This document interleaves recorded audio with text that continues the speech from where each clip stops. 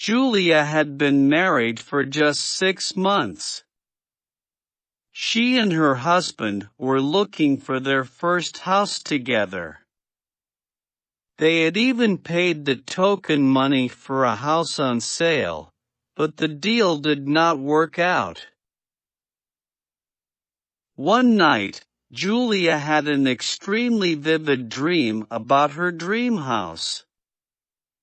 When she awoke in the morning, the dream was still fresh in her mind.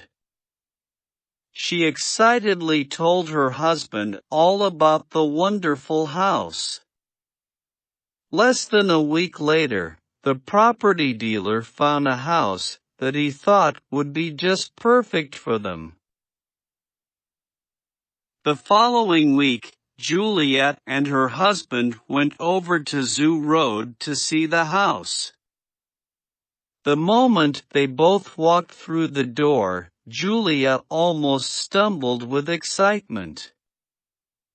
This was the very house she had seen in her dream. Everything was exactly the way she had dreamt. A month later, they settled the deal and decided to move into their new home on an auspicious day. A contractor was called, house decoration and renovations were decided upon, and a month later, they moved in.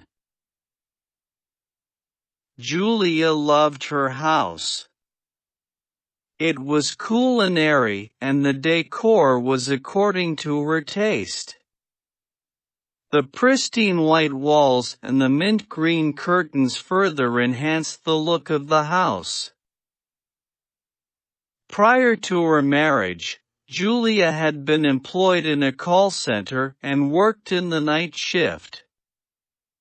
Habituated to staying up till late, now, she had trouble sleeping at night. On most nights, she would watch the television or read a book, long into the night, before eventually sleeping in the early hours. On the third night in the house, which was actually a Saturday night, Julia was intently watching a horror film on one of the movie channels. Just then, a noise behind her startled her and she turned around. There was nothing.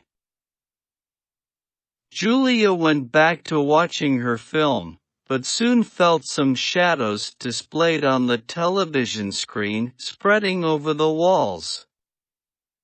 Now, that was odd. She turned off the television set, using the remote. She waited, but all was quiet. No movement, no sound, no shadows. She switched on the television again and the shadows were back, all over the wall. I must be tired, she said to herself. I must be imagining it all. Julia thought she had seen enough television and went to bed. She did not have a good night's sleep and kept dreaming about the shadows on the walls. The shrill sound of the doorbell woke her. She woke up groggily, and the first thing she remembered from her dream was a blackened wall in the living area. She brushed aside the thought and got up to answer the door. As she climbed down the stairs, she let out a shriek. The wall beside the television was completely black. Hearing her shriek, her husband came rushing downstairs. He thought it was an electricity problem, thus, he called the electrician at once. It is due to a short circuit, he concluded. You have to change the wiring. The wall is blackened this way, because of the concealed wiring, he said. The necessary repair work was promptly done and everything seemed normal again. After a week, however, Julia started getting these strange dreams every other night. Sometimes, she would dream that she was in the shower and it was not working. Sure enough, the next day, the shower would not work. Every other day, something or the other would keep going wrong, and she was uneasy all the time. Julia told her husband about these dreams, but he refused to believe her. Soon, she became very tense and worried about the recurring dreams and the subsequent strange events. Thus, she decided to convince her husband to sell the house. Initially, her husband was reluctant, but later gave in to her wishes and the house was put up for sale. Within a month, they found a buyer. On Sunday, the formalities will be over, thought Julia. I will soon be out of this strange house.